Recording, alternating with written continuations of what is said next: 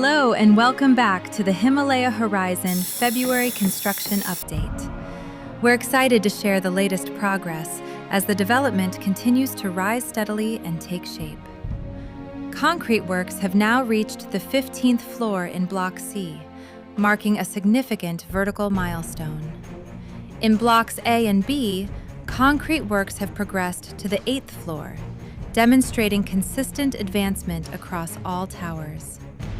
Masonry work is actively underway on the 10th floor of Block C, steadily defining the internal and external layouts of the structure. In addition, electrical and plumbing installations have advanced to the 16th floor in Block C, ensuring that essential service infrastructure keeps pace with structural progress. Within the show house units, fitting of lighting fixtures is currently in progress, enhancing the overall ambiance and design detail.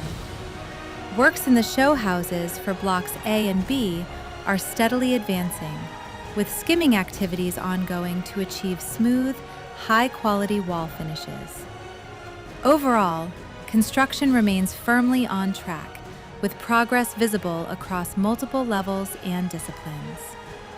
Himalaya Horizon continues to move forward with precision, coordination, and momentum.